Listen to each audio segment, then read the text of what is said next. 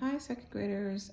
So today I just wanted to model for you guys how to use the 100 chart to add two-digit numbers.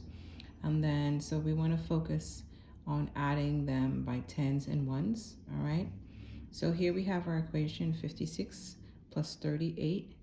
So my tip is to always start with a larger add-in. So I'm going to start at 56 on the 100 chart.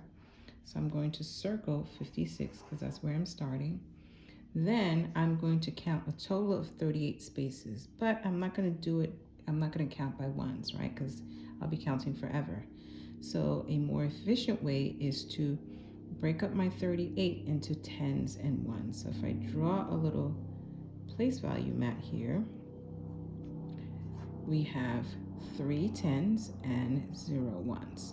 So you know on the 100 chart that when we go down the column, the numbers increase by 10, okay?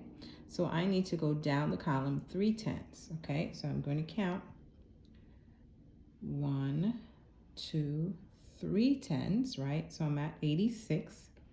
Now I need to jump forward 8 ones, okay? So from here, I'm going to count 8 ones.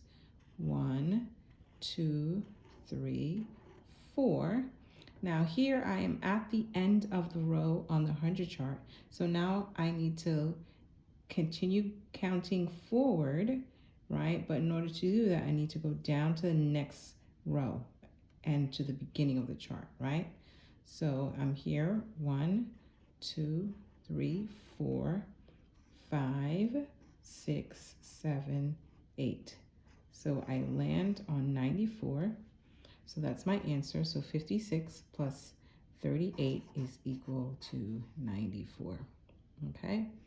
I hope this helps. All right, guys. See you for the next video.